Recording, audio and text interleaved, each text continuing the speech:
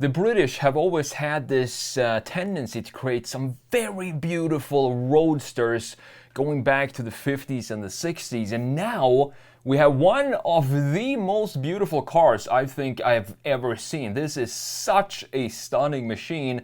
This is called the Morgan Midsummer Speedster. And I just had to make a video on this because I think this is what I want to see. We need more cars like this that takes inspiration from the old vintage days where craftsmanship was a key component in every single detail of a car, but turning it into a modern car. So we're going to have a look at what this is.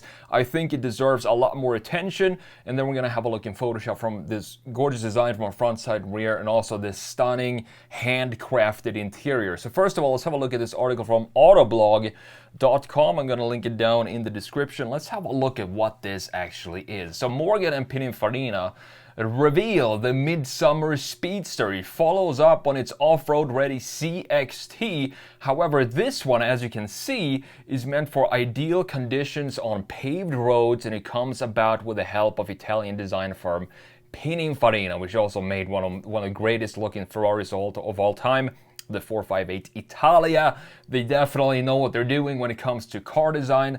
The grille has a shroud with vents that is reminiscent of the vents on the Super 3.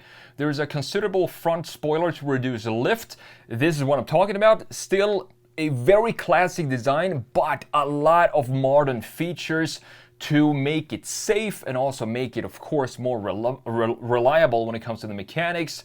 It's made of polished stainless steel, just like the rocker panels and lower portion of the tail. The tail has been lengthened, and I love that design because, as I say here, they give it a bit of Art Deco flair. This entire car looks like an Art Deco piece of art. Hand form aluminum with 250 hours going into their fabrications. And you also have this stunning 19-inch wheels. Usually I'm not a fan of these Maybach style cap wheels, but for this car, I would not. These wheels are just perfect for this specific car. I would never switch these wheels out because you can't have a 5-spoke design with this classic overall bodywork. So gone is the full windscreen, and that is maybe something that I would like to have, just an extension here of the windscreen so you can use it more on a daily basis on a summer day instead of having goggles with you every single time. But I do understand why they did this. It looks so much better and more of a speedster look. And it's now been replaced by low clear deflectors. And look at this stunning interior here. There's just one thing that looks a little funny, and that is the BMW gear selector right here in the middle. You have all these classic features all around this interior, and then you have the BMW automatic gear selector there. So interior receives fully unique analog dials. Analog. Thank you, Morgan, for not putting. It would ruin everything about this car if we put in screens. In a car like this, we can't have screens. We need to bring back the analog, as I said, craftsmanship here. You can clearly see this in this interior. You also have a forged aluminum steering wheel. This example has also been trimmed in an ox blood leather upholstery, and I do think this color looks great with the wood trim as well. As I say here as well, the only piece that looks a little strange is the shifter, which looks to be pulled straight from BMW. So the entire drivetrain here is in fact from BMW, which is totally fine. BMW does some of the best drivetrains on the market today. So putting that into this package, I don't know how it could get any better than this. So it's a turbocharged inline 6 paired with an 8-speed automatic, and it makes 335 horsepower, 369 pound-feet of torque. And if you think about these numbers, 335 horsepower doesn't seem like a lot. But this is not a car that's supposed to have 1,000 horsepower. I don't think that will be beneficial at all for a design like this. This is a cruiser, and 335 horsepower seems to be a very nice number for this type of vehicle. However, Morgan will only build 50 examples of the Midsummer. There's no price given yet, but if we go back and have a look at the off-road ready CXT, that one costs $250,000. So this will probably be in the same ballpark as that one. So let's jump into Photoshop here because, as I said, this design is absolutely stunning. I think this is by far Morgan's most beautiful car, and I do think that has a lot to do with the help of course, the legends, the Pininfarina design house. So have a look at this. These fenders in the front end has a very classic 50s, maybe even 40s look, but if you look closely, you can see that this is not something that they were able to manufacture back in the day, because everything, the tolerances between all these pieces in the front end are so tight. And have a look at the housing here for the headlight unit, for example, how it melts into the front fender, and all of these curvatures just come together with a couple of key sharp lines in the front here, for example, going in, having a connection in the lower section. We also have an opening for the grill, a classic looking grill. Maybe it would look cool if we extended these ribs all the way up top here.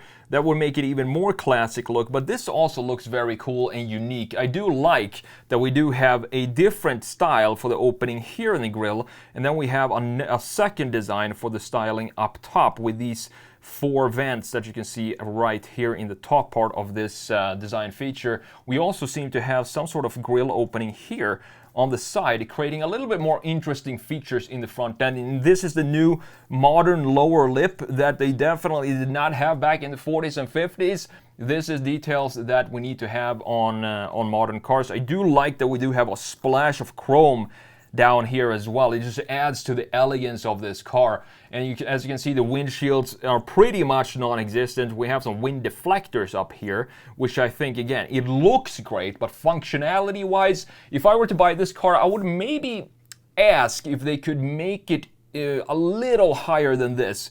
Maybe just up to, so that it covers my face, something like this, up to this height. That would be sufficient for me, with some curvatures in the corners to have this classic, elegant look to it.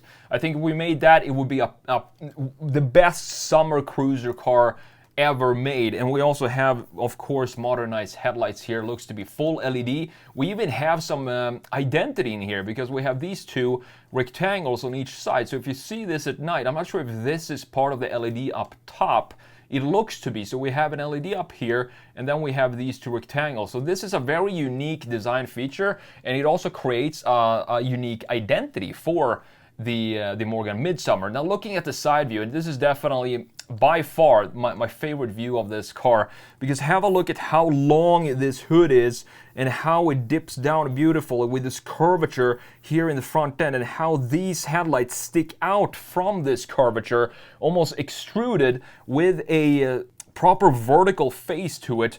And these wheels, just fantastic looking wheels, look classy, elegant wheels, but they're still, I think they said 19 inches for the wheel size. Perfect size in my opinion. I would not want to go any larger than this. I also love the cutout that we have here in the door, and how the wood trim comes in and acts as the door itself. And look at how extended this rear end is. Just beautifully done. Again, Pininfarina masters when it comes to proportions and style. Italian style comes in here in combination with some classic British design when it comes to roadsters. Then again, we have these classic fender lines that go back, way back, decades into more classic cars from lost eras, which now comes back in this modern form. I do think it's an absolutely stunning design. You can see we have the taillights also have the same philosophy, just sticking out from this curvature, and then have a vertical point right here. So it feels super clean. And if you look at this from just this part, this actually looks a lot like the Pagani Zonda, the front end of the Pagani Zonda, when you just look at it like this, in this angle. Now looking at the rear end, and just have a look at how beautifully done this is. The attention to detail that went into this design. You see the chrome piece, the chrome lip that we have in the front end has a connection to both the side, because we have some chrome trim down here with these beautiful vents in the side, and then we also have some chrome bumpers back here. It doesn't take up too much visual real estate, these details. I love the way these taillights are positioned, very tight to each other, and of course symmetrical, one on each side like this, and this beautiful line dipping down like this into the key graphic features in the rear end. We also look to have, it looks to be almost like a grille in the rear end. These are obviously LEDs now, these taillights looking very, very beautiful. Last but not least, this interior, I think it's a fantastic looking interior as well. Everything about this car is just absolutely stunning and beautiful. The steering wheel looks great. Maybe I would like to have that in the same ox blood leather like we have here, because having it be black just makes it feel like maybe the color is not exactly part of the rest of the design, but the overall styling of the steering wheel reminds me a lot of a mini steering wheel with these chamfers that we have going on. Beautifully done, aluminum forged centerpiece here, classic analog gauges and buttons here, as you can see, just on a white panel, looking great. We do have still a small little display here to add. To bring it into today's world, we need to have at least one screen in the interior, and you can see that they put that right here in front of the driver, even though the main features, the tachometer, speedometer, are still analog, with a beautiful clock in the middle as well. And then we have this, the, the gear selector, taken straight from BMW, and I am not complaining about that at all. Even though they could have made this into some aluminum piece, and just redesigned it and have it still connected to the BMW drivetrain, I think that would maybe look a little better. But this still, I like this feature because it still makes it feel like a modern car when you're using the shifter. You can see that we do have the paddles here as well. Big paddles sticking out both in the top and in the bottom of the steering wheel spokes. Now, because we have this wood trim, it gives me a little bit of yacht vibes when you look at the interior, and that is not a bad thing at all. And have a look at these details in the hood, this piece in the middle, these gorgeous small little vents, heat extractors cut into the hood. I can understand that this took a lot of time to manufacture something like this. We also have some slots in the fender on the sides as well. Absolutely stunning design by Morgan. So $250,000, honestly, if I were in the market for a $250,000 car, I would 100% buy this over, for example, a Lamborghini Huracan these days, because I love when companies bring back old, classic, gorgeous styling like this and put it into a modern package, and I do think Morgan is one of the best companies right now that does exactly that.